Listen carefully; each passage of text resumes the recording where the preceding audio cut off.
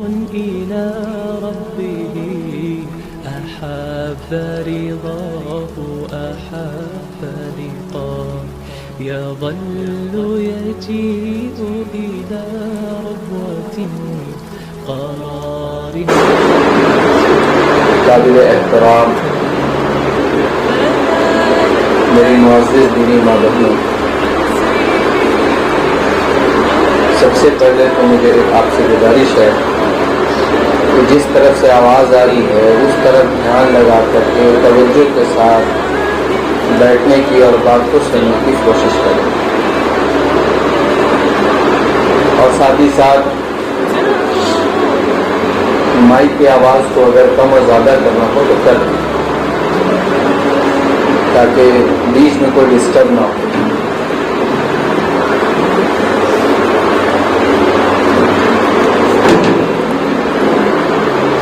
میری محترم ماں بہنوں، اللہ جل جلالہ و امن والہ نے بڑا احسان اور فضل اور کرم کیا ہم پر کہ اللہ نے مجھے آپ کو ایمان کی دولت سے نوازا ہے، اپنے فضل سے کرم سے مسلمان ماں باپ کے گھر میں پیدا کیا۔ ہم ہمارے ماں باپ میری ماں بہنوں پیدائشی مسلمان ہیں اللہ کے فضل سے۔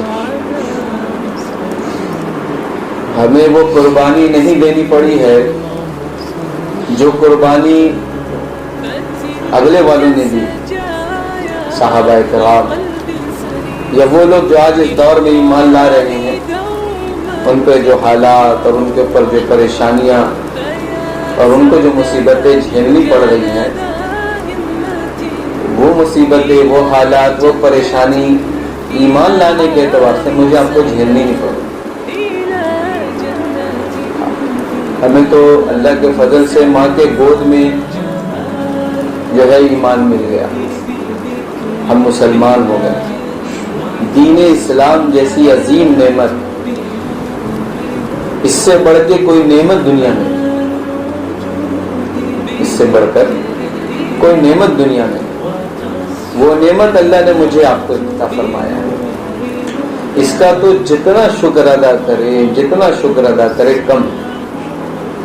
اس وقت دنیا کے اندر بہت سارے مذاہب ہیں اور ہر مذہب اپنے بارے میں حق ہونے کا دعویٰ کر رہا ہے کہ ہم حق پر ہے اور ہم حق پر ہے اور ہم حق پر ہے۔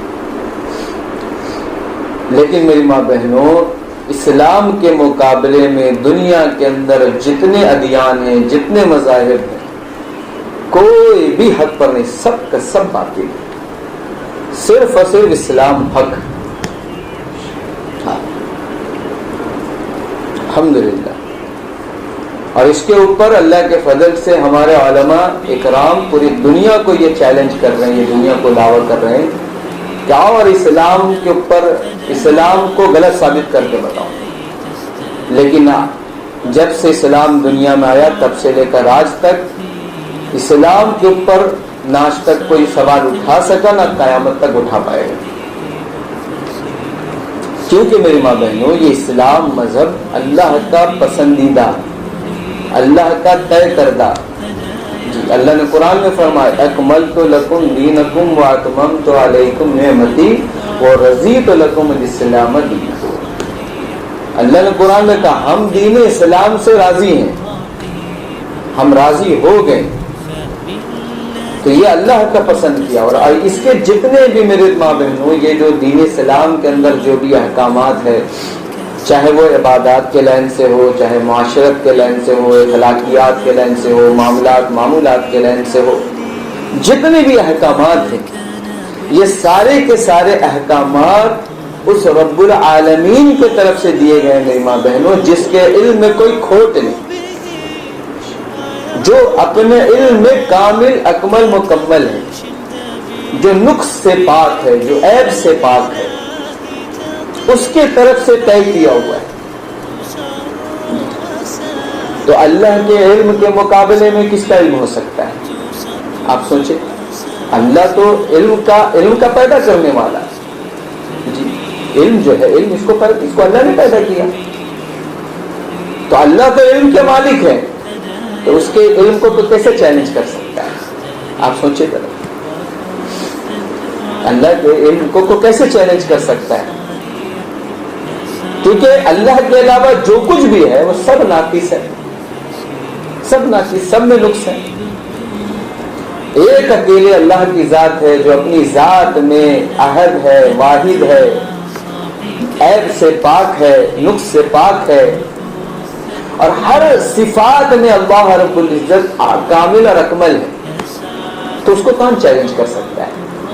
اس لیے میری ماں بہنوں، دین اسلام کے جو احکامات ہیں، چاہے وہ جس شعبے سے بھی تعلق رکھتے ہوں، اس شعبے کے جو اللہ کے احکامات ہیں اس کو توڑنے پر، اس کو چھوڑنے پر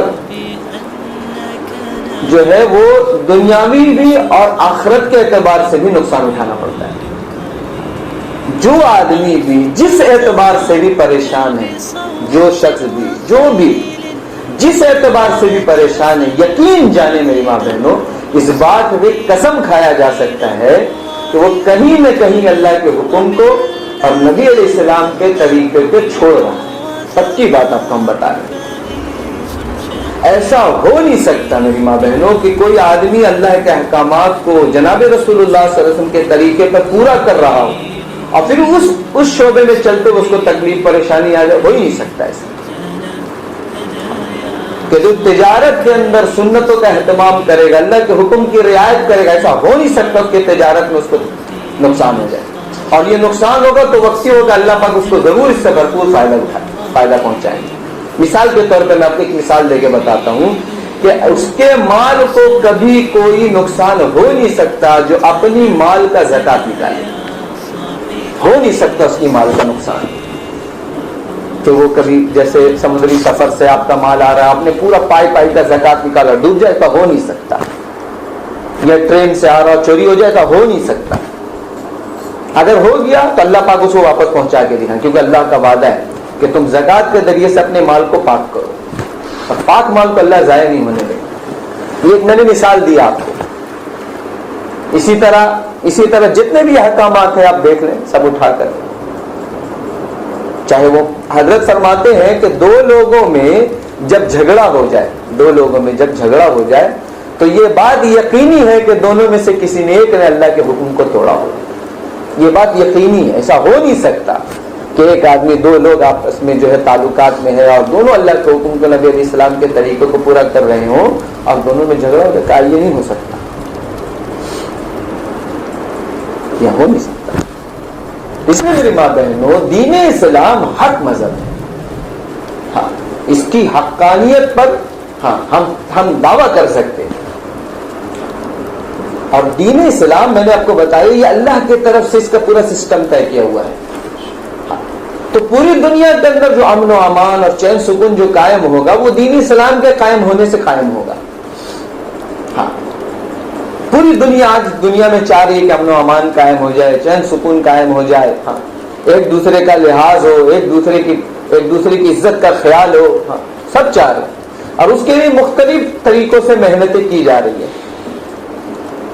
لیکن یہ ہو نہیں سکتا، ہو کے نہیں دے گا۔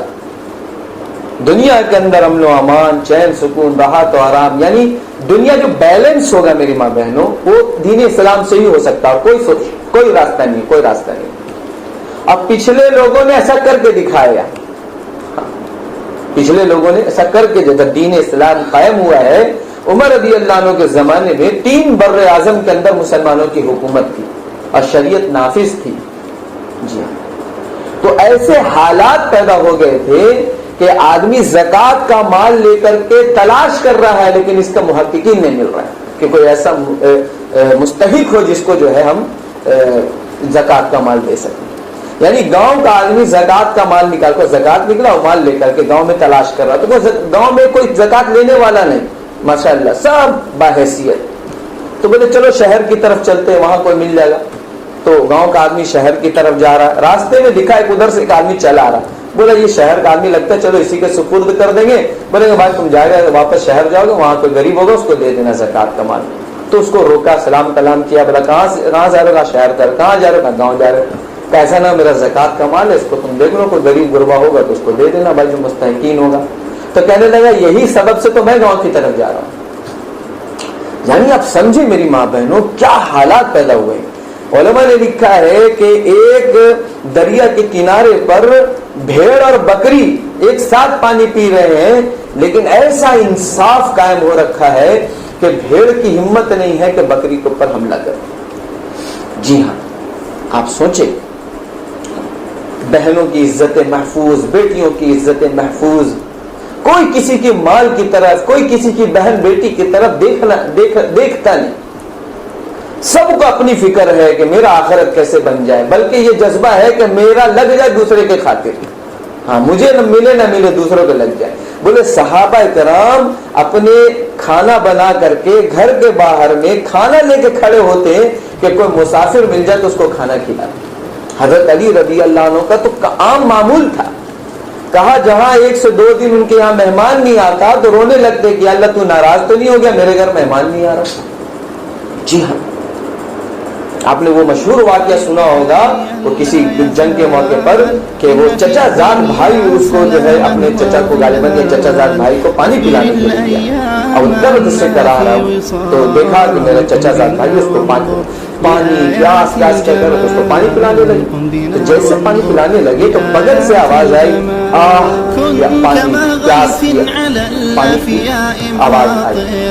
تو وہ جو صحابی موت کے منہ میں تھے, جو مر رہے تھے, جن کو پیاس کی شدت تھی, وہ کیا کرے, مجھے چھوڑو فلاں اس کو پلا دو پانی.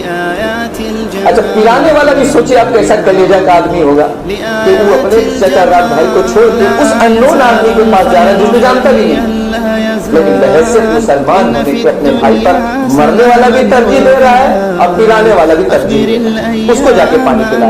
اس سے بڑا سخی وہ کیا کہہ رہا, تو وہ جیسے پانی پینے لگا بغل سے آواز آ گئی پیاس کی, تو کہا مجھے چھوڑو اس کو پانی پلا.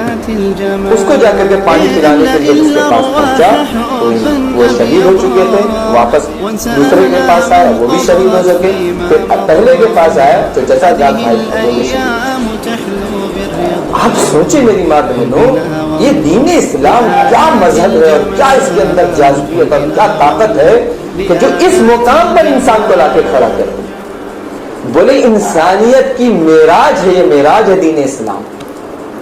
یہ وہ مذہب ہے میری ماں بہنوں کہ جس پر اگر انسانیت آ جائے, اللہ کی قسم انسان تو انسان, جانور بھی راحت کی سانس لے لے. ورنہ میری ماں بہنوں جب اسلام نہیں ہوگا تو ظلم ہوگا, اور ظلم ہوگا تو حدیث پاک کا مفہوم ہے کہ سرخاب کا پرندہ بھی اپنے گھونسلے پر ایسے لوگوں کے ظلم کی وجہ سے سوکھ کر مر جاتا ہے. تو جب جانوروں پہ اثرات پڑ رہے ہو تو انسانوں پہ کیا اثرات پڑیں گے؟ یہ وہ مذہب ہے میری ماں بہن. لیکن اللہ معاف فرمائے, اللہ معاف فرمائے, محنت کیا چھوٹی. خود مسلمان جو دین اسلام کا دعوے دار تھا, جو دین اسلام کو اپنی زندگی میں لاتے ہوئے پوری دنیا میں قائم کرنے کا ذمہ دار تھا, آج اس کی زندگی سے دین نکلا, اس کی زندگی سے دین نکلا ہوا. سکون میری ماں بہنوں ختم ہو چکا میری آپ کی زندگی سے. عزتیں پامال ہو رہی ہے, راحت و آرام پامال ہو رہی ہے.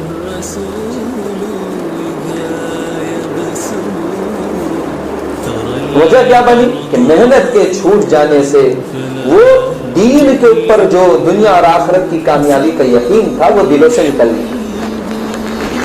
ہاں, پہلے کے لوگ یہ کہتے تھے صحابہ کرام سے کہ ہم دنیا آخرت میں کامیاب ہونا چاہتے ہیں, ہم کیا کریں؟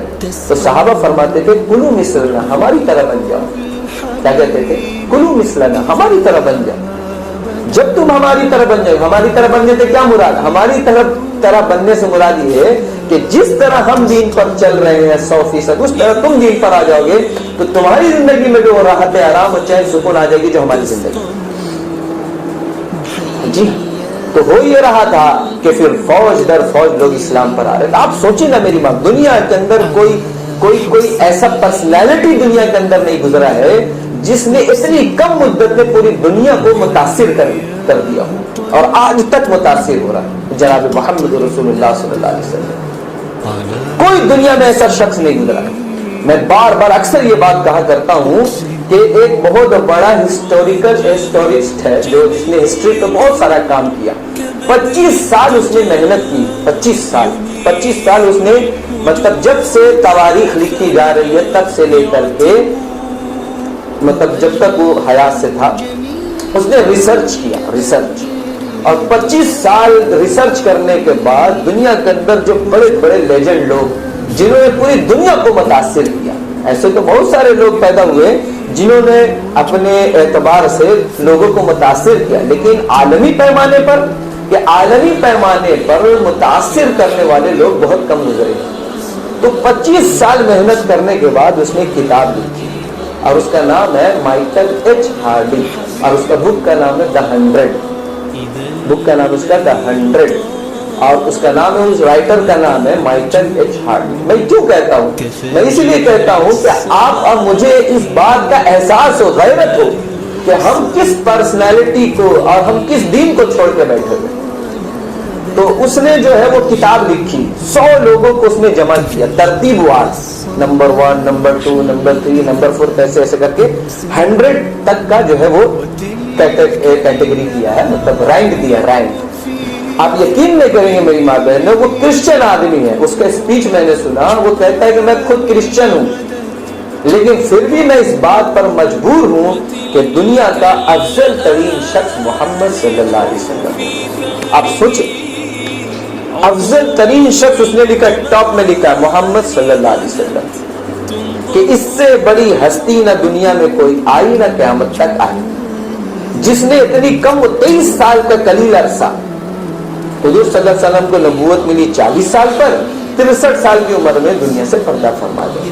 اس 23 سال کے قلیل عرصے میں میری ماں بہنوں پوری دنیا کو متاثر کر دیا جناب رسول اللہ صلی اللہ علیہ وسلم نے.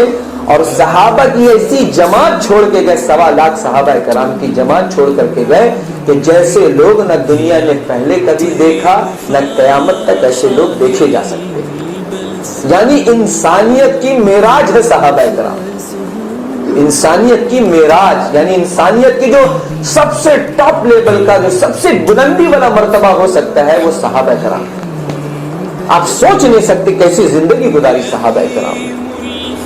عمر رضی اللہ عنہ کے بارے میں فرمایا جاتا ہے کہ ایسا عدل اور انصاف کرنے والا شخص نہ دنیا میں پہلے کبھی پیدا ہوا نہ قیامت تک پیدا ہوگا. بولے صرف 10 سال اور عمر رضی اللہ عنہ زندہ رہ جاتے, صرف 10 سال اور, تو پورے دنیا میں اسلام ہی اسلام ہوتا. ایسا پرسنالٹی, ایسا شخص. اور انہوں نے جو سسٹم اور انہوں نے جو قانون اور انہوں نے جو انصاف کر کے بتایا کہ اس کو کتاب میں لکھا گیا ہے, اور باہر ملکوں کے جو مطلب کہ قانون کی پڑھائی پڑھتے ہیں ان کو وہ کتاب پڑھایا جاتا ہے, اور کوئی جج اس وقت تک جج نہیں بن سکتا جب تک وہ کتاب نہ پڑھے. میری ماں بہنوں یہ کیا بات تھی؟ جناب رسول اللہ صلی اللہ علیہ وسلم کو وہ کیوں مجبور ہو گیا؟ کیونکہ جناب رسول اللہ صلی اللہ علیہ وسلم نے جو زندگی گزاری اور جو زندگی انسانیت کو پیش کی وہ دین اسلام ہے. ایسا مذہب اور ایسا اس کے اندر کے جو قانون ہے اور اس کے اندر کا جو شریعت ہے وہ اس طرح کا ہے کہ اگر اس پر پوری دنیا آ جائے تو پوری دنیا انسانیت کے معراج کو پہنچ جائے, چین سکون راحت اور آرام قائم ہو جائے. تو اللہ کے نبی صلی اللہ علیہ وسلم نے میری ماں بہنوں جو دین پیش کیا, وہ دین جو ہے وہ دین دنیا اور آخرت کی کامیابی کا یقینی ذریعہ ہے. اور محنت کر کے خود چل کے صحابہ کرام کو دکھائے تو صحابہ کرام کے دل کے اندر اس کا یقین بیٹھ گیا کہ یہی دین ہے جس کے اوپر اللہ دنیا اور آخرت میں کامیاب کرے گا. تو دین کو اپنی زندگی میں لانے کی ہر ممکن کوشش کی اور دین کو پورے عالم میں پہنچایا کہ جب دین پر ہم کامیاب ہیں پوری دنیا اسی دین پر کامیاب. کیونکہ صحابہ کرام کو معلوم تھا جب ہم کامیابی کو پا گئے تو پوری انسانیت کو اس کامیابی کو پہنچانا ہے.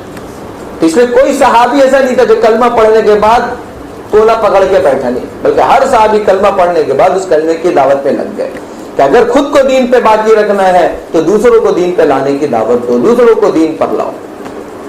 تو اس محنت کے ذریعے سے صحابہ کے اندر یقین بڑھتا چلا جاتا ہے. کیونکہ میری ماں بہنوں جس چیز کی دعوت دی جائے گی اس کا یقین دلوں کے اندر بیٹھنا یقینی چیز ہے. تو صحابہ کرام دین کے داعی تھے, تو اس دین کے دعوت کی وجہ سے ان کے اندر دین سے کامیابی کا یقین بنتا چلا گیا اور 100% دین صحابہ کی زندگیوں میں تھا. اس لیے کوئی پوچھتا تھا کہ قرآن میں کیا ہے، تو کہا کسی صحابی کو چلتا ہوا دیکھتے تو کہتے دیکھو وہ قرآن جا رہا ہے۔ کوئی کہتا کہ جناب رسول اللہ صلی اللہ علیہ وسلم کی زندگی میں کیا تھا، کسی صحابی کو چلتے ہوئے دیکھتے کہتے وہ دیکھو جناب رسول اللہ صلی اللہ علیہ وسلم کا نمونہ جا رہا ہے۔ یعنی جو قرآن میں وہ صحابہ کی زندگی میں، جو نبی علیہ السلام کی زندگی میں وہ صحابہ کی زندگی میں۔ اس لیے میری ماں بہنوں، دنیا کے کسی فیلڈ میں،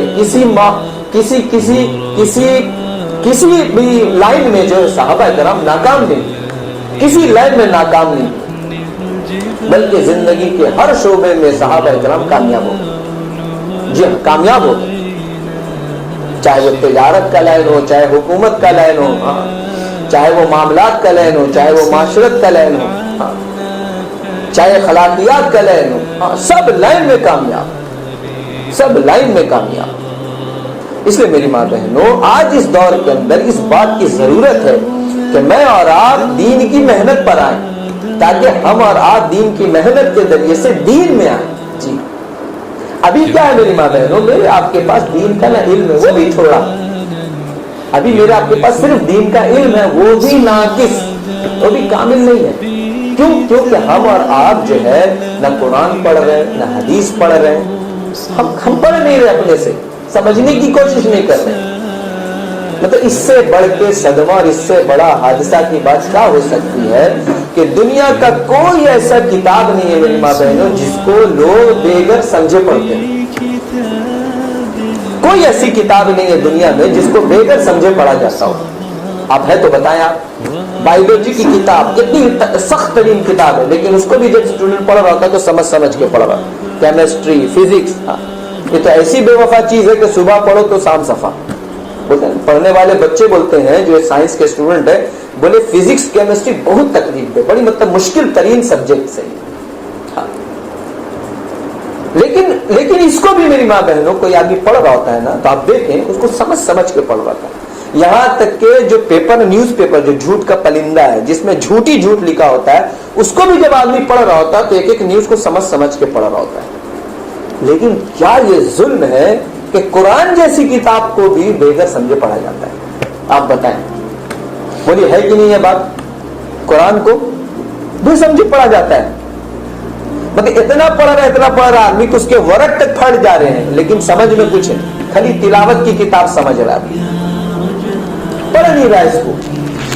جب قرآن کے ساتھ یہ ظلم کر رہے ہیں تو حدیث کے ساتھ کیا ہو رہا ہے سمجھ سکتے ہیں آپ؟ ہاں، کتنا حدیث پڑھ رہے ہوں گے، اور چلو قرآن اور حدیث، اور اس کے علاوہ اپنے اسلاف کو کتنا پڑھ رہے ہوں گے کہ نبی علیہ السلام کی زندگی کو ہم پڑھیں۔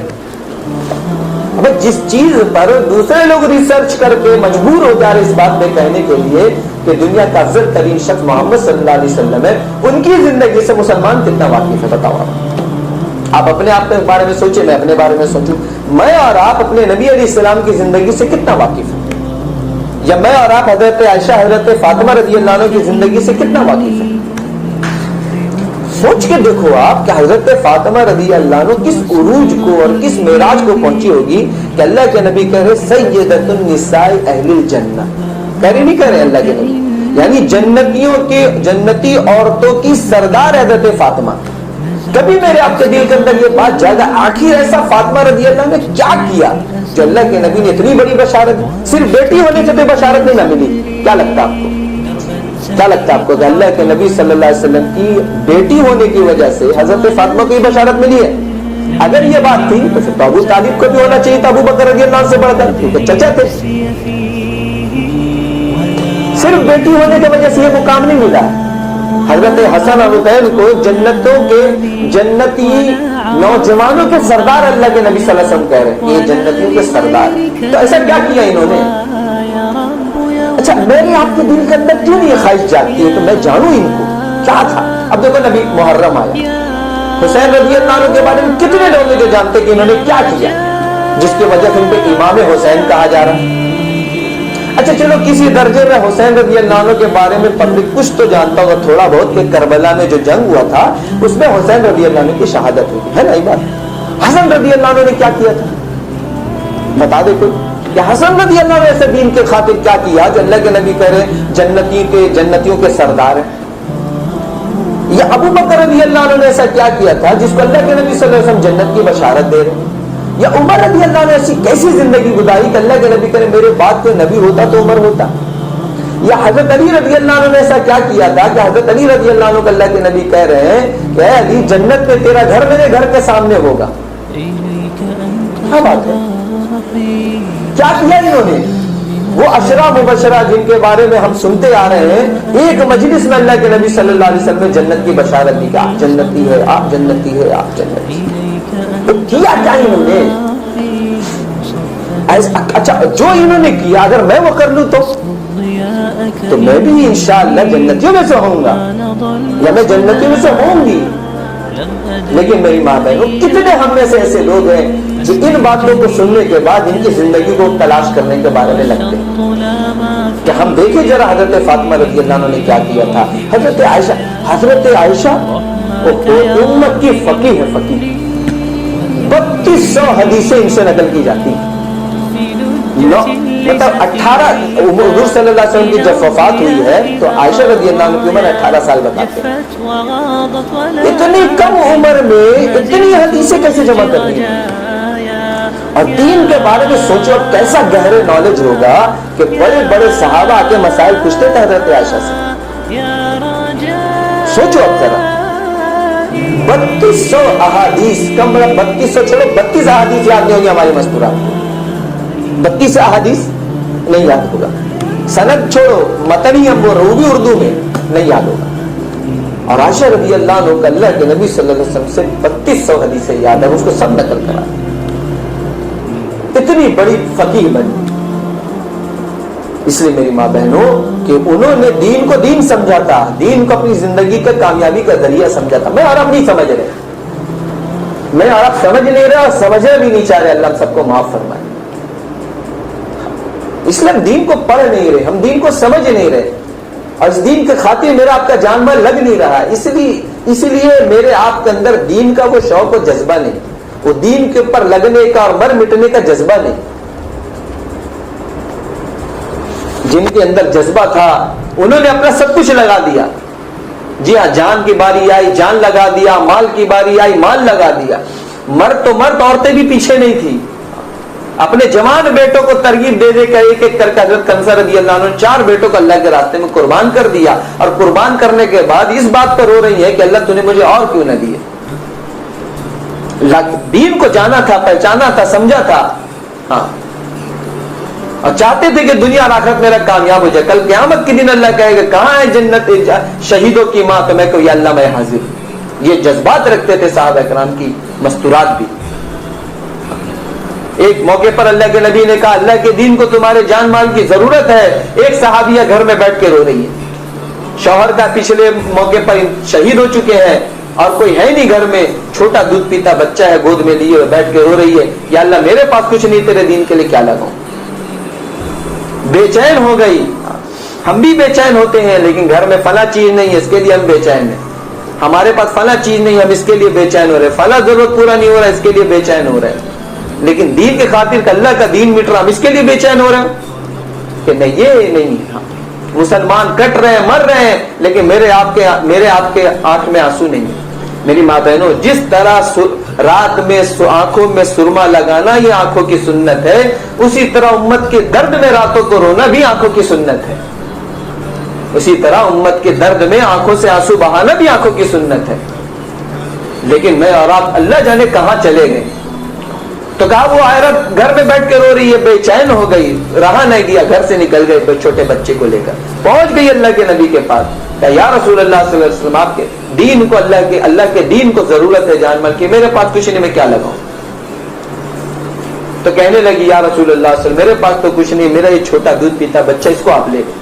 اللہ کے نبی نے کہا کہ اس کا کیا کریں گے ہم, یہ چھوٹا سا بچہ ہے, اس کا کیا.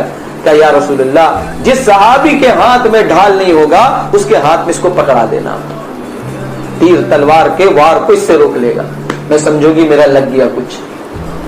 یہ جذبات ہے میری ماں بہنوں, صحابہ اکرام کی, مستورات کی, عورتوں کی, صحابیہ کی. میرا آپ کے اندر کیا جذبات ہے, آپ سوچئے. آپ میں اور آپ دین کے, جو دین دنیا کے اندر دنیا کے اندر چین سکون لانے والا, جو دنیا کے اندر امن و امان قائم کرنے والا مذہب ہے, جس کے ذریعے سے مسلمان بھی کامیاب ہوگا, اس کے ذریعے سے پوری دنیا آگے ترقی کو جاوے گی, جس سے دنیا اور آخرت کے مسائل سب کے حل ہوں گے. اس دین کی خاطر میری آپ کی زندگی میں کتنا ہے, اور ہم اس دین کو پوری دنیا میں عام کرنے کے لیے کتنا جان مال لگا رہا ہے, ہمارے دلوں کے اندر کیا جذبات بن رہے ہیں, وہ ہم سوچیں. آپ میری ماں بہنوں, اس لیے دین پر میرا آپ کا بھی لگے, میرا آپ کا بھی دین پر لگے, میرے آپ کے جذبات بھی بنے. جس طرح ہم دنیاوی ضرورت کے اعتبار سے فکر مند ہوتے ہیں, ویسے دینی ضرورت کے اعتبار سے بھی ہم فکر مند ہو. کہیں پر دین کا نقصان ہو رہا تو ہم بھی تڑپیں. اللہ کے نبی نے فرمایا وہ مومن ہو ہی سکتا جس کے دل کے اندر میرے امت کا درد اور غم نہ ہو, وہ مومن نہیں ہو سکتا. تو میرے آپ کے دل کے اندر بھی امت کا درد اور غم پیدا ہو, میری ماں, میرے اندر بھی درد اور غم پیدا ہو. کہیں مسلمان کو کوئی تکلیف پہنچے تو میرا آپ کا دل کڑ رہا ہو. کہاں مسلمان بمنزلہ جسم کے ہیں, مسلمان پوری دنیا کے مسلمان بمنزلہ جسم کے ہیں, کہ جسم کے کسی ایک حصے میں بھی چوٹ لگے یا تکلیف ہو تو پورا جسم اس تکلیف کو محسوس کرتا ہے. ایسے ہی مسلمان کو ہونا چاہیے کہ دنیا کے کسی حصے میں بھی اسلام کو, دین کو, مسلمانوں کو نقصان پہنچے تو مجھے اور آپ کو اپنے گھر بیٹھے بھی درد ہونا چاہیے. اگر یہ نہیں ہے میرے ماں بہنوں تو سمجھ لیجئے کہ میرے آپ کے اندر سے اسلام کا درد اور غم نہیں. اور اگر یہ نہیں ہے تو پھر ہم مسلمان کس لیے, جبکہ ہم نے اللہ سے وعدہ کر کے آیا کہ اللہ ہم اس دین کی ذمہ داری کو اٹھائیں گے. ہم یہ وعدہ کر کے آئے اللہ سے. اللہ نے اس ذمہ داری کو پہاڑوں پر نازل کرنا چاہا, پہاڑ نے انکار کر دیا, اللہ مجھ سے نہیں ہوگا. اللہ نے اس ذمہ داری کو زمین پر نازل کرنا چاہا, زمین نے معافی مان لیا, اللہ مجھ سے نہیں ہوگا. اللہ نے یہ ذمہ داری جو ہے آسمانوں پر, پہاڑوں پر اور زمین پر نازل, تینوں پہ نازل فرمایا, انکار کر دیا. یہ مخلوقی انسان آگے بڑھ کے کہتا ہے کہ اللہ میں تیار ہوں اس ذمہ داری کو اٹھانے کے لیے. تو میری ماں بہنوں, ہم نے ذمہ داری خود آگے بڑھ کے لی ہے, خود آگے بڑھ کے ہم نے ذمہ داری. میں قرآن بتا رہا ہوں آپ کو, قرآن کا ترجمہ بتا رہا ہوں. جی ہاں, یہ قرآن کی آیت کا ترجمہ ہے کہ ہمیں اس ذمہ امانت کو پہاڑ پر اتارا, منا پہاڑ پر, زمین پر اور آسمانوں پر نازل فرمایا, لیکن اس نے انکار کر دیا. یہ انسان آگے بڑھ کر کے ذمہ داری کو اٹھا لیا, اتنی بڑی ذمہ داری اٹھا لیا جس کے اس کو پتہ بھی نہیں. اس نے تو اپنے اوپر بڑا ظلم کر لیا, اور یہ بڑا جہل ہے. انہ کان ظلوما جہولا, اللہ نے لاسٹ میں کہا کہ ہم نے بڑی ذمہ داری اٹھائی ہے میری ماں بہنوں. تو ہم اس ذمہ داری کو پورا کیے بغیر نہ ہم دنیا میں چمک سکتے, کیونکہ اسی دن اللہ نے اعلان کر دیا تھا کہ جو اس ذمہ داری کو اٹھائے گا, اس ذمہ داری کو پورا کرنے کی وجہ سے ہم اس کو دنیا میں بھی چمکائیں گے اور اپنے یہاں مقرب بنائیں گے, اور جس ذمہ داری کو پورا نہیں کرے گا تو اس کے لیے پھر سخت معاملہ ہے. تو یہ باتیں زمین, آسمان اور پہاڑ جانتی تھی, کہا یا اللہ مجھ سے نہیں ہوگا, لیکن انسانوں نے خود آگے بڑھ کے ذمہ داری لی کہ ہم تیار ہیں. تو اللہ نے ہمارے لیے بہت ساری مددیں کی ہیں, لیکن میری ماں بہنوں ہم نے ذمہ داری کو خود آگے بڑھ کے اٹھایا ہے. اب ہم پیچھے نہیں ہٹ سکتے. اب میرے پاس, آپ کے پاس اس کا موقع نہیں ہے کہ ہم اس سے پیچھے ہٹیں. اب ہمیں آگے بڑھنا پڑے گا میری ماں بہن. اس لیے اپنے اندر جذبات کو پیدا کریں. آپ حضرات بھی نیت کریں کہ ہم بھی دین کے خاطر لگائیں گے, دین کو سمجھیں گے, دین کو پڑھیں گے. قرآن کو پڑھے, سمجھ کر کے پڑھے, اپنے اسلاف کو پڑھے, نبی علیہ السلام کی زندگی کو پڑھے, صحابہ صحابیات کی زندگی کو پڑھے.